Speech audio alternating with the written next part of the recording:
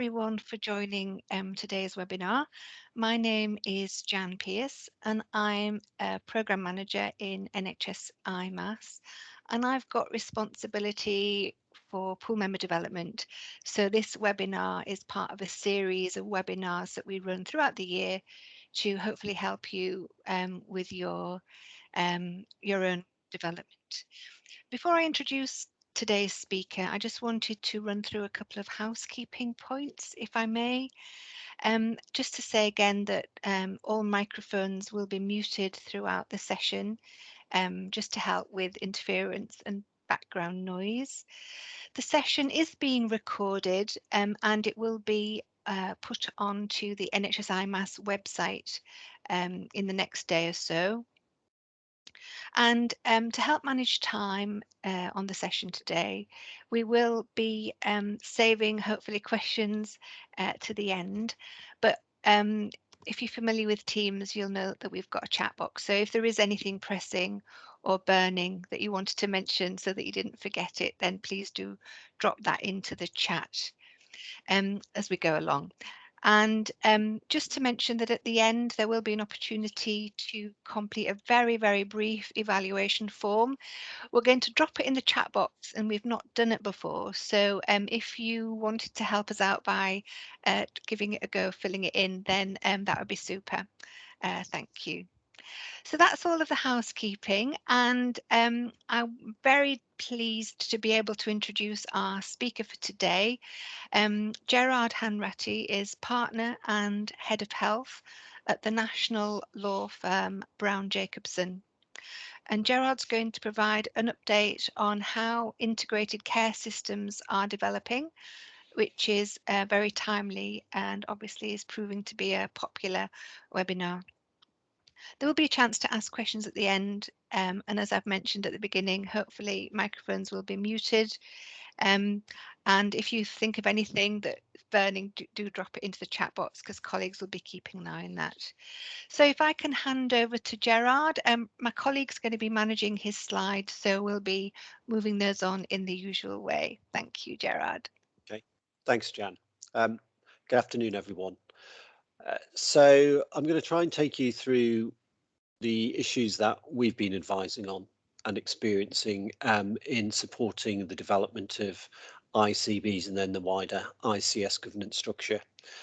So we've been advising quite a few of the ICBs around the country, so hopefully we can give you a flavour of what's happening out there at the minute. I put up what I thought was the least controversial photograph I could find about development. People have suggested others to put up there, but I thought just a simple picture of a flower developing might help to indicate where we are at the minute with integrated care systems. I think, to be honest, most are between the first and second flower pot as you look at it from the left-hand side. I haven't seen any, I'm afraid, that are all the way to the right. But if any of you know of any, then please do share that. Could I have the next slide, please, Rachel? Thanks. So I put this slide up just to remind people of how quickly we are moving. Quite often it's to make people realise that they're not moving particularly slowly and that they're not miles behind. It's just they're being asked to move at a very quick pace. So the picture there is of the original NHS bill back from the 1940s.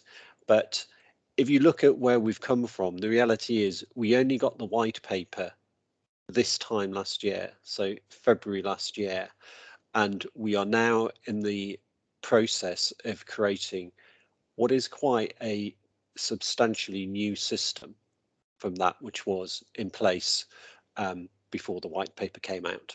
And it is a significant change. So I was here when we did the change to PCTs, and I was very involved in the change to CCGs.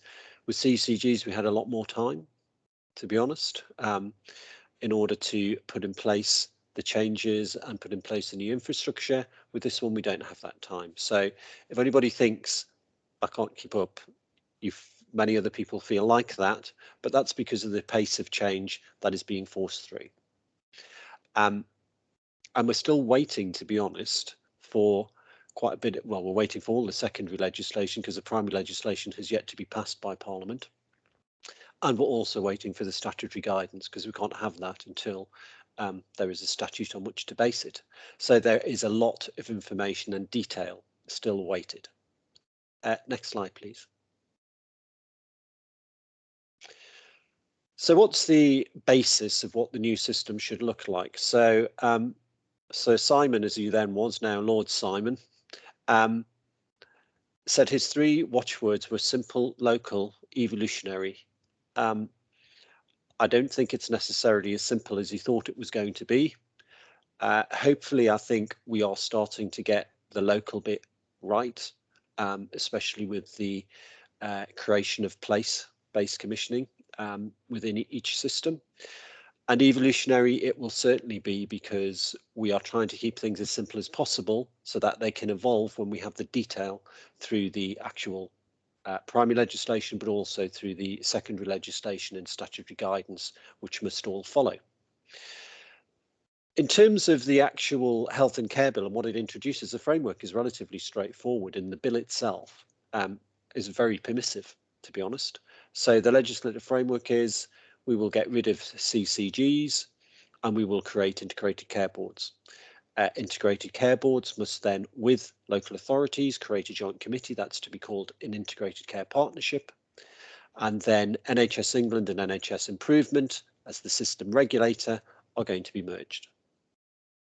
That's leaving aside all the other bits about HSSIB and all of that kind of stuff. But that's essentially the system which is created under the bill, which is relatively straightforward. Where some more of the complexity comes in is with the guidance which is issued and the more mandated aspects that come from NHS England. So we now have the ICB constitution, which has gone through a number of different iterations, which is mandated that ICBs have to follow. I think one of the things around that has been there has been some different interpretation of what it means around the country. So that has caused a bit of to and fro, to be honest, in order to get it right. We'll come on to some of those issues later on. And there's also the function map, which is mandated. We had anticipated it would be a high level function map. I missed one of the webinars that went on the other day, but I'm told that it's quite straightforward in terms of what's wanted with that. But the importance of understanding the function map is that you need to understand, firstly, all of the functions the ICB has, but secondly, where they're going to be exercised and where the decisions are going to be made. Because the system is actually more complex, I think, than the current system we have.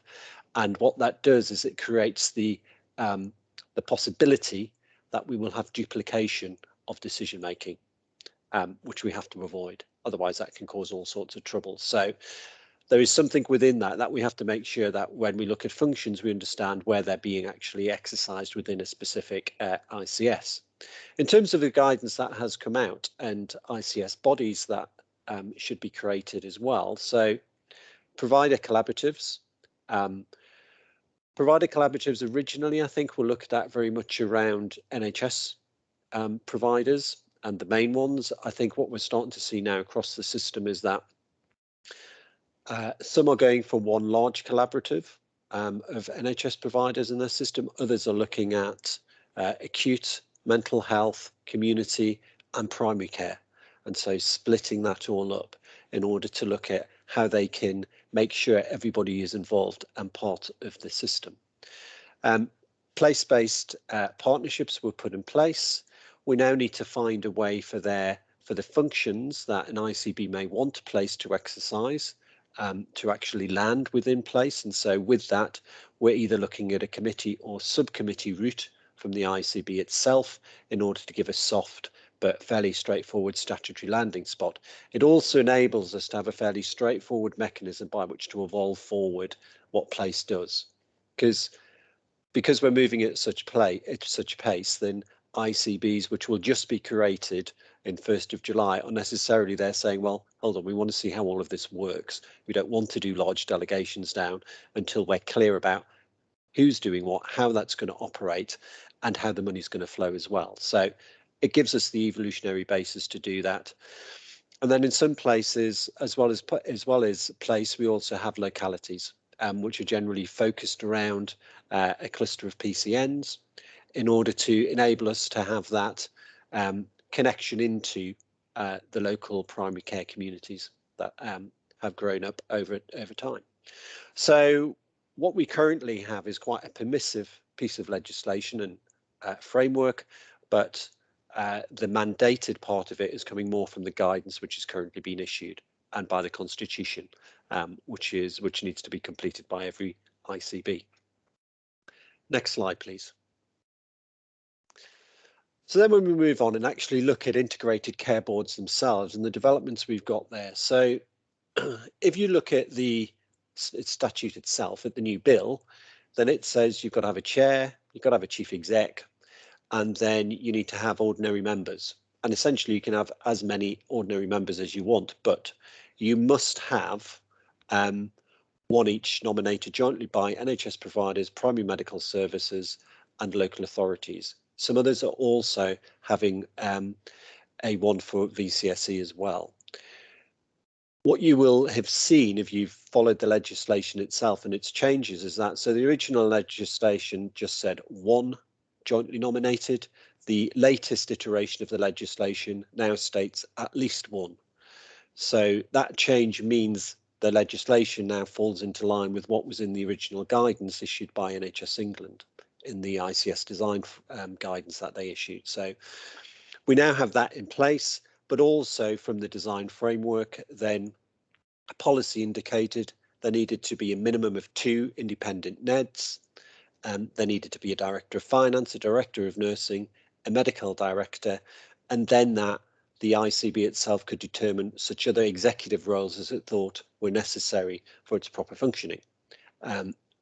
So people have looked at directors of commissioning, directors of primary care, as being board members, being executive members of it. So the main issues that we've been working through with our clients over this have related to nomination and selection of partner members. To be really honest, that has proved a bit of an issue. There's been some changes in how you look at it. There have been the fact that ICBs should not be effectively setting criteria which determines the people they want to fulfill that role, that it should be a more open and transparent process as to who gets to sit on the ICB itself as a partner member. Equally, there's been a lot about what does joint nomination mean. I think the joint nomination has to come from the actual partner organisations themselves, which I think is pretty much accepted now. And so then has to be a mechanism by which that's done. How do you get the members, especially with a more diverse group like GPs, because there's a lot more of them than you would have of NHS providers or local authorities. How do you make sure that they can come up with the names and they're putting forward people who have the skill set and can meet the criteria in order to fulfill the role that's expected of them? Because remember, these are not there to represent their organisations, they're there to represent the sectors, for want of a better phrase, that they're coming from. So the NHS providers, local authority and primary care. So I think many systems have now sorted that out. There's still a few that we're working with in order to be clear over how that goes through, but many are getting there with it. In terms of NEDs, there's been a question of how many. So is 2 enough? I think most systems are saying, and ICBs are saying no. We've got more that we need NEDs to do because of the way that the system is going to diversify out and how we want to have that oversight and that challenge back. I think probably most are going for 4, 5 or 6, to be honest. There's been different views over what should be set out in constitutions. So in some instances, we've just said at least 2. In other instances, up to 6. I think that NHS England are now asking, can you actually determine a number that you want? So that's what's also being looked at now. How many are actually needed to fulfill the needs of the ICB itself? Most of them are saying that will be more than 2. And then voting members has also caused a bit of an issue to arise. So I think the kind of The number that NHS England have indicated they like is around about 15 when you take into account those that are stipulated in statute, which is 5, and then the others that are stipulated elsewhere, which is another 5, I think. So there's 10 taken. So if you have more than 2 independent NEDs, then you're filling roles, and if you have more directors, then again you quite quickly get up to 15, especially if you have more than one partner member per area. So we have seen that in some instances, there might be 2 local authorities in an ICS. Both local authority chief execs are basically invited to be on the board. As a result, they may also have more in terms of NHS provider partners, perhaps one to represent the views of the mental health community, another to represent the views of the acutes. And that then raises, well, how many do you need from primary care? Is that 1? Is it 2? What's fair on that? So it's not easy. It's very easy rather to get to 15. Sometimes it's not so easy to stick below that. In fact, I think the highest number I've heard of is about 30 being proposed, but I think that's been pared back. But looking at how many voting members you have is important. But remember that you still have the ability to have people in attendance and observers. Slight issue over that, I think, has been that some people feel being given that role means they are not necessarily at the table in the way they want to be. We've had a number of discussions where we constantly say to people, so how many times have you actually voted? How many times have you had a formal vote? And most of them can't remember because they haven't. Or if they have, they've done it once. Perhaps if they've done a big service reconfiguration, they've had a formal vote on that, but not that often. So there's nothing to stop people who are on attendance and observers having a very full involvement in the discussion. What they can't do, though, is vote. But generally, because I think a lot of the decisions made are, agreed and there's no need for a vote, then I think there's a question mark over, whether or not they do have a full role in what's going on. But it is something that we have worked on and discussed with our clients as we've gone through. The other more recent change, which you may be aware of, started in Parliament. There was a bit of a hoo-ha from some of the MPs over the exemptions set out in the ICB constitution and in the guidance from NHS England, indicating that members of a local authority, so councillors or the London Assembly, could not be members of the ICB. In the most recent constitution I've seen, that disqualification has been deleted in order to allow councillors and members of the London Assembly to be on ICBs if that's what is thought to be the right thing as we go forward. Next slide, please. Okay, so integrated care partnerships, so another part of the statutory requirement. So statute says that each integrated care board and responsible local authority in an ICS area must establish a joint committee. I should just add as well that, so we have had some people talking about the statutory ICS. There is no statutory ICS. The ICS is the name given to all of the bodies within a specified area, and that specified area is the geography of the ICB. But an ICS as a statutory body doesn't exist. The statutory body really that starts to draw all of this together and give the geographical boundaries the ICB. But they've got to establish with the local authorities a joint committee, and that's going to be the Integrated Care Partnership. So the Integrated Care Partnership itself is there to look across the whole ICS, so across all of the HWBs within it, to address the wider health, public health and social care needs of the system. We did, to be perfectly honest at the start, and still do have a little bit of a question mark over which goes first. Is it the HWB joint assessment of needs, or is it the plan, the strategic plan from the ICP? It feels a little bit, to be honest, chicken and egg at times with that, because the ICP needs to understand what the local HWBs are saying is needed in order to look at the plan over the whole ICS. But equally, the HWBs need to understand, well, what is the plan from the ICP, because we have to play that into our plans too. So there is some stuff on that that I think still needs to be worked out. We understand there is going to be updated guidance for HWBs in May of this year, but that the statutory guidance for integrated care partnerships is not due out until 2023, I don't think. In terms of the ICPs, they are probably the one part of the system that is progressing relatively slowly, to be honest, because of the expectation currently on it. So the creation of it is relatively straightforward. You need to have one member of the ICB and one member for each local authority come together to establish the joint committee. They've got to work out the terms of reference, and then they have to have a discussion over who else should be on it.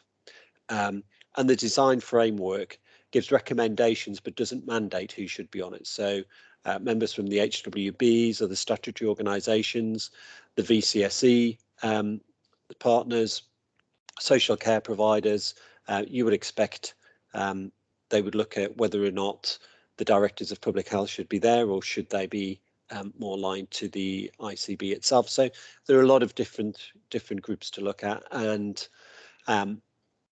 with that, one of the other things is the elected councillors' role. So there's been a lot of discussion around the country. Should you have an elected councillor as the chair? Should the chair be the chair of the ICB in order to give that consistency and ability to interact across the whole system? There's no one size fits all. It's very much down to local determination over what happens. But having that discussion has been quite helpful, I think, for a number of people. Most of the involvement of elected councillors we've seen so far has been with the ICP. Some as well, I have to say, in place, to be really clear on that. But within that, what we're expecting is that the ICPs will come together and will start to develop themselves, probably moving forward from about June time, so that they are ready to, they're in form from July, but really we don't expect many plans from them until probably about November, December, from the ones that are quite advanced. But probably the first plans from all of them really will be in April 2023, March 2023, to apply in April 2023. So that's really where we are with them. They're moving a little bit more slowly just because we have to get the ICBs up and running. Next slide, please. So then in terms of, so we tend to call these the policy constructs because that's where they come from. They come from policy rather than statute.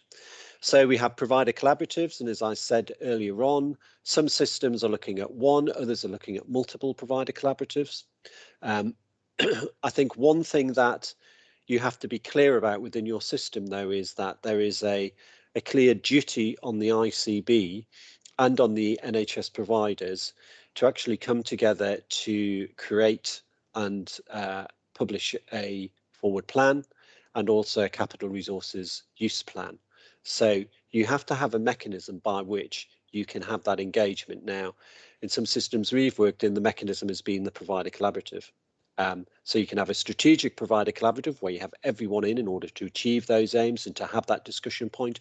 Then you may have more operational delivery provider collaboratives about primary care, about mental health, about community, and about acute care delivery, which are separate to the overall strategic one, and which are very much focused on operationally how they work together and how they deliver together. And with that, with a number of them as well, we've been starting to draft partnership agreements for them so that they set out the rules of the game, because I think, as a number of NHS providers have said, and some more vociferously than others, you've spent years telling us that we're in competition and that, you know, what we look after is our organisation and that's what we need to focus on. And now you're telling us we're not in competition and we all need to work together and we all need to collaborate and we all need to make sure that we share. And you're asking us to have a fairly significant change of mindset very quickly. And actually, we want some rules of the game here. We want to understand how we are going to work together, not least because we have to build these relationships of trust again. You know, we're not saying that all of those relationships were broken, but we've spent a large number of years in competition. and that's what you wanted. And so now you want us not to be in competition. We have to rebuild the relationships of trust that we need in order to collaborate more effectively. So from that, some of them have asked us to do that. We've done that with them, or create an MOU, just so they put a framework around how the relationship operates going forward. Membership has been quite interesting, to be honest. If you have just one, then there has been a lot of discussion over primary care local authorities, because they're all providers as well, BCSE. Independent care providers became quite interesting, not least because there was a suggestion that this whole new approach to the delivery of the NHS and this whole new system would privatise the NHS. I have to say, I did not understand that argument. If anybody can explain it to me, then I'd be really grateful. I just didn't understand it, because it seemed to me the bill itself was very focused on the NHS. The concept of the new procurement regime is quite focused on the NHS. And to be honest, the other thing is, I didn't come across many independent care providers, and we have for quite a few, who were that interested in trying to take on some of the very large issues the NHS have, because they look at it and they think that's really quite difficult to look at, and your governance is quite difficult for us. So, we're quite happy what we do. We'll contract with you, we'll support you and get paid by you, but taking that stuff on, I didn't see many around that. But as a result, actually, many systems has been a little bit reluctant to involve the independent care providers. It depends how many you have in your system, but you do need to involve them, I think, because they're part of the solution that you need to go forward with. As to how we've set them up, to be honest, most currently are still in a consultative forum. In fact, I think just about all are, not least because, first of all, we don't have the legislation to create the joint committees. Secondly, we don't have the regulations, which we're waiting for in any way, shape or form, not even in draft, to look at what can be delegated, what can't be delegated in terms of a function. So pretty much most of them in a consultative forum. But as they evolve and go forward, we expect them to become joint committees. They may well also relate to the way that lead providers are looked at. So it could be you could have an acute provider collaborative, which is undertaking a strategic role, but into which you feed, say, the lead provider role for maternity or the lead provider role for orthopedic or whatever specific service it is as you go forward. Ultimately, could that lead to merger of some organisations? Yes, it could. Will it always do that? No.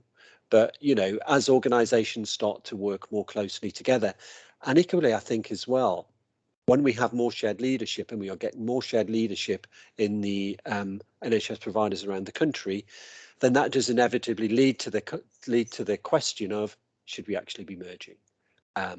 So I think there is something around that will roll out as we go forward over the next 5 years, and will be something that people will look at in terms of what's the best way to deliver the services. Delegation of functions into a joint committee, really we're waiting for the new regulations for us to fully understand what can and can't be delegated. Somebody did send me a note a few weeks ago suggesting there'd been an indication that a joint committee, that an ICB couldn't create a joint committee with NHS providers.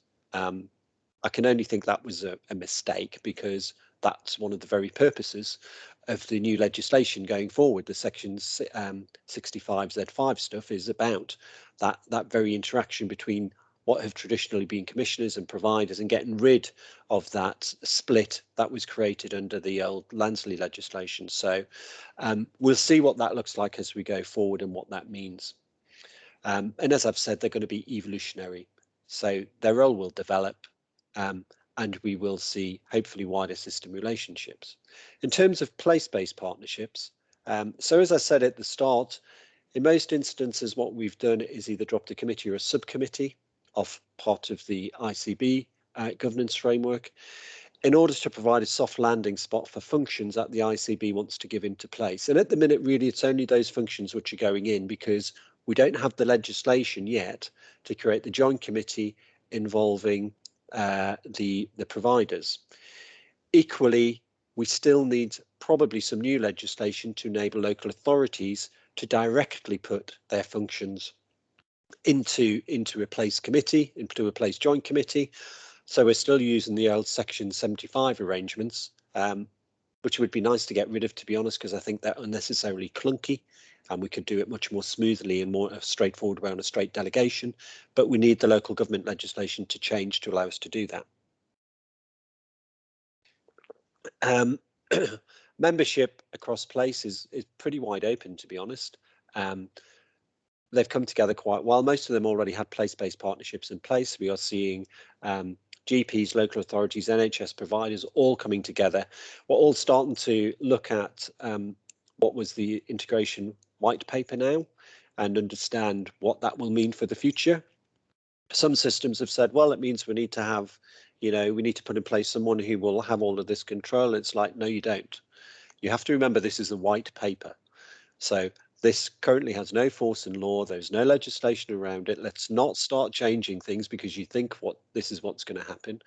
Let's evolve it. And if that's what's needed, then we can look at it. The reality being, in most instances, there is some form of central, managing director in many places anyway, who's helping to pull it all together as we go forward. But I think you do have to be careful when you get a white paper not to kind of jump and follow that, because you need the legislation to fully understand what it means. I think that, as we go forward, there will be more delegation into there, as I've said, but we are waiting for the actual regulations to come through. One of the things, though, we have to be really careful about is to make sure that any delegation is really precise. So one of the issues with the system we've got, and I was talking about it this morning with one of our clients who's setting up they've got different provider collaboratives. They've got mental health, acute, community and primary care. And we were talking about how you have to be careful as to what you are asking those different provider collaboratives to do, especially if you intend to delegate functions to them, compared to what you're asking Place to do. Because it's very easy to get duplication. And once you get duplication, you're going to get problems. So precision in the language. So we now look at, and sometimes we have what feels to me quite a horrendous number of terms of reference open in front of us, just checking across it. But the other thing we use is we use this, we developed a function list tool, which our clients asked us to, and they've all paid for it as well, because it took a long time to do. But within that, it has all of the functions in for the ICB, so we can actually pan across and work out where they sit in each system, and we can do that double check to try and avoid that duplication. It's inevitable, I think, at some point that duplication will happen, and then we just have to deal with it. And that's why within all the terms of reference, we are always having clauses in which enable. So it depends if they're straight committees, then it goes up to the ICB itself to deal with any issues like this and to address any duplication of decision making. And if it's actually a subcommittee, then it goes to the main committee, whatever that's called, Population, Health and Integration, or the Integration Committee, or whatever you decide to call it, to enable you to have that ability to check, but to fix a problem as well, without having a whole load of people challenging what's going on. So that is something which you have to watch out for, because it's something we've never really had to deal with in this way, in duplicating. And again, Place is going to be evolutionary. I've no idea whether Place will become the main part of commissioning within an ICS. I think it's probably depends on each ICS as it goes forward, but definitely as more functions can go in, especially from NHS providers and from local authority, then it will have a greater stake and greater control over what's happening within its specific community. So again, I think they're evolutionary as we go forward. Next slide, please. The ICB constitution is something that we've basically been spending a lot of time on recently in order to get them through and get them to NHS England. My own view is that this first one is, it's got to be flexible, because this is a year of development. There is no way we can walk into an untested system and expect it's all going to work straight away, especially when we're walking into an untested system at the same time as the legislation is brought online and comes into force. So there is going to have to be some flexibility in it. There will undoubtedly be some changes. We find that things don't work going forward. There have been some new iterations of the Constitution itself. We discussed some of them before, about, you know, the ability now for elected councillors to be involved. But equally, there's been a lot about the need for meetings to be in public, and there was big discussion over, does that mean everything, every committee, every subcommittee of an ICB? And I think the original suggestion was, yes, it does. Actually, what we've got now is that the expectation is reduced down. It's probably a little bit more in line with what we get with NHS England. So NHS England, their standing orders say that their board will always meet in public, although it can obviously go into private session in part 2, but that their committees won't necessarily do so. But I think what we will see now is that the wording, so far as I recall it now from the Constitution, is that if your committee consists entirely of ICB board members, then there would be an expectation that's making major decisions or significant decisions, and that would be in public. If it includes all of the board members, even though it may include some others, again, there's an expectation that will probably be in public as well, because it's obviously going to be making major decisions. So you just have to look at that and make a decision as your committees are constituted and you see what the membership is. I haven't actually seen many committees being proposed which consist entirely of board members, to be honest, so far, other than the ICB itself. The function map, we had a brief few words on earlier. It seems to be very high level now in terms of what's expected. But I think what you have to understand is you have to understand what all of your functions are in order to understand what you need to have in your sword, what you need to have in your standing orders and your SIs, and to make sure that, you know, you've covered them all off across the system, because there are a number of new functions coming in. And, you know, one of them, and not the least of them by any stretch of the imagination, is that an ICB will be a category 1 responder now. So CCGs have always been category 2. NHS England was the category 1. ICBs are now going to be a category 1. So that will need a degree of planning, because you'll have to put new plans in place in order to deal with any potential emergencies you face as we go forward. The ICS handbook, very flexible, really. An ICB ICS handbook, we're doing quite a few of those, putting all the tours in there, but also giving an overview of how the system operates, so that it becomes a bit more of a corporate memory aid memoir for people, and it's something that the ICS, the ICB has control of. It's not part of your constitution, so you can amend it without having to go to NHS England. So it's quite beneficial in order to use it in that way, and make sure that people understand the way that the system flows and what's the interplay between statutory and policy constructs, especially as we go forward. But I think generally at the minute, what you need is to try to keep your constitution as flexible as possible, because we know that ICBs are going to be evolutionary. They have to be. And that this first year is very much a learning year, and there will have to be changes as we get into the next financial year, well, the one after this. 23-24, as we get into that, so that we understand some of the issues that just need to be sorted out. Next slide, please. Function mapping itself, I've probably said all I really need to say about this, that you do need to be clear on transferred functions from CCGs and the new functions you have as well as an ICB, because they really consist of the functions across the kind of ICS. You need to be clear where decisions are being made to avoid the duplication, because if you use split functions and you split decision making, then that is something that could well be challenged. It could also bring in, and I think one of the things with place that I do keep saying to clients you do have to be a bit careful about is that we don't inadvertently create any postcode lottery issues with what happens in place. Now, we shouldn't, because of the way that they should be following through on ICB planning overall, but you do just have to be careful about that. And the sword enables you to do the double check on exactly what's happening. Next, I think that might be the last slide, please. Yeah, it is. So plenty of time for questions if people have questions. Thank you, Gerard, for that very comprehensive run through. Got a couple of questions that I'll pick out of the chat box, if that's all right. So the first one, thanks, Linda, is this, if a function is being delegated by NHSE to the ICB, can they then delegate it to a place-based partnership, or would that be regarded as double delegation?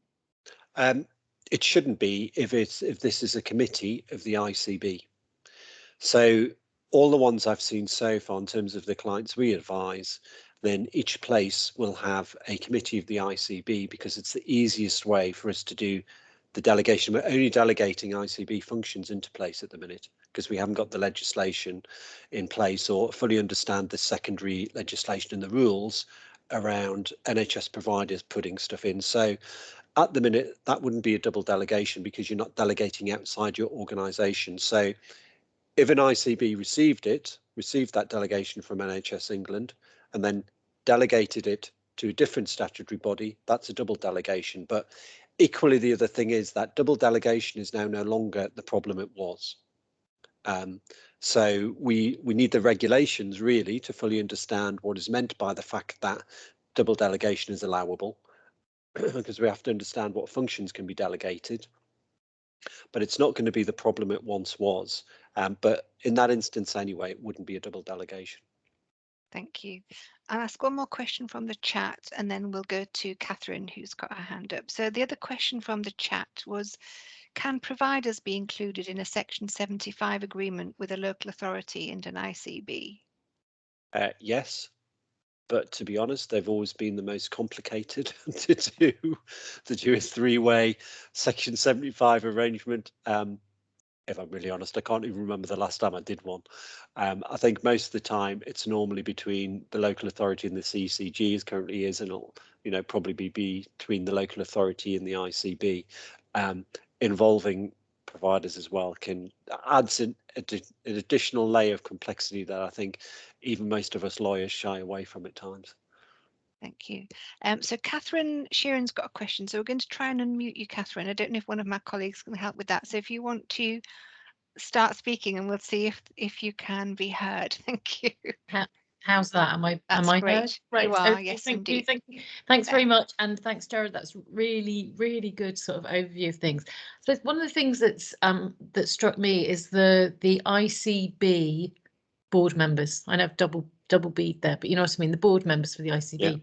So we'll have chair and non-execs, and then we'll have executives, and then you'll have the nominated roles. And I suppose, are those people in nominated roles, are they more like non-execs or more like execs? And they'll have an inherent conflict of interest, and that's almost why they're there, because they're representing the interests of their sector. So what thinking is there about how that's going to be managed? So I think originally it was thought they were more kin to non-execs. And then I think some of us said, really?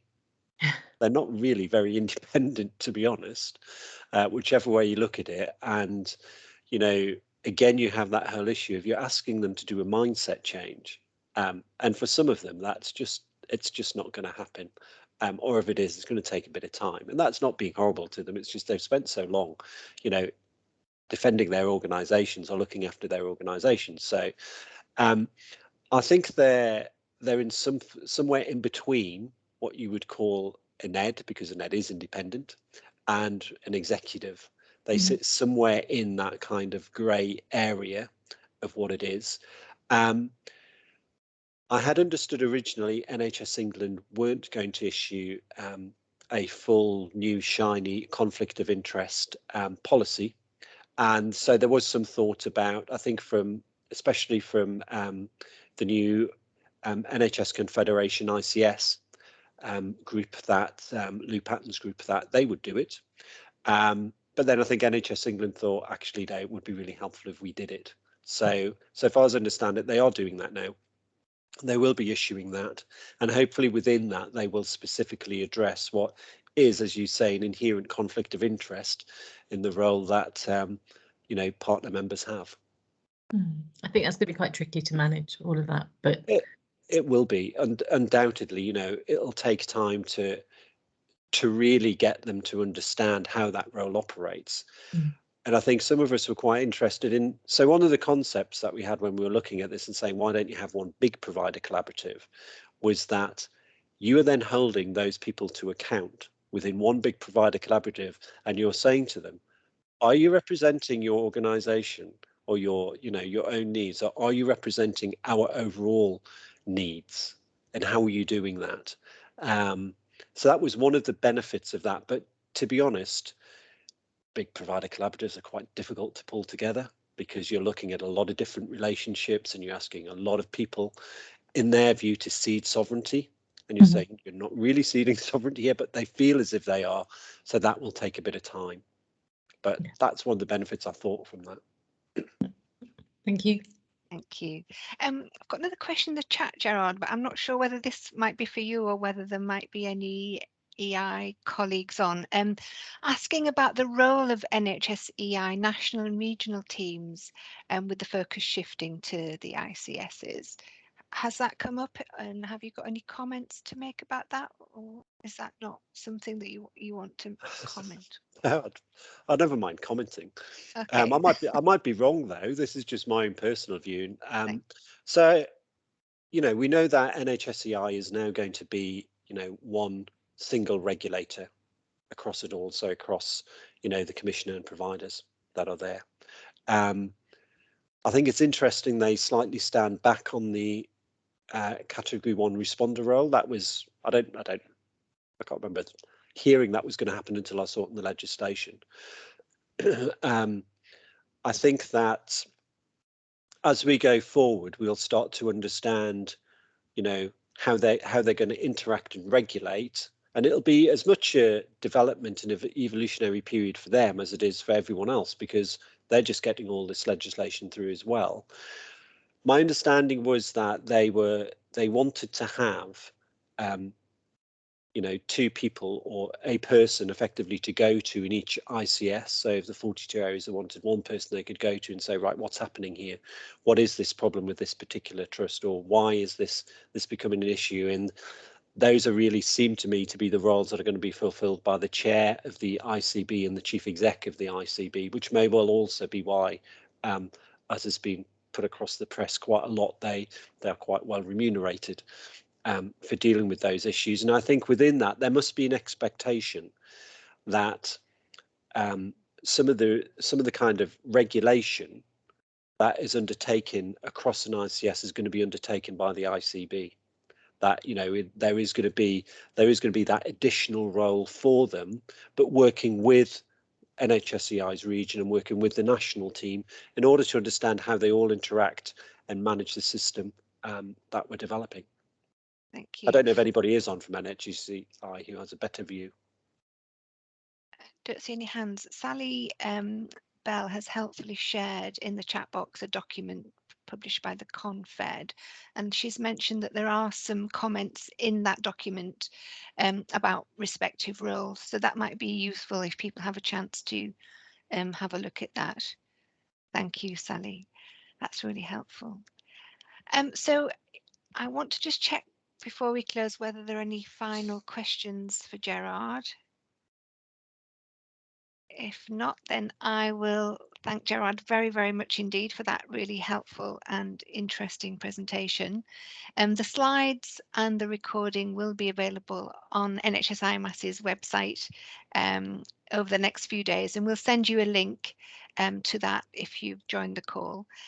So thank you to everyone for joining, and hopefully we will pop an evaluation form in the chat box for you to fill in and let us know what you thought about today's event, and if you wanted to make any suggestions about what you'd like to see on future events. If the evaluation form doesn't appear in the chat box, then we'll send it out to you. It's the first time of trying it, so it might not work. But thank you again, Gerard, and thanks to everybody for joining. Much appreciated. Thank you very much indeed. Thank you. Bye. Thanks. Bye-bye.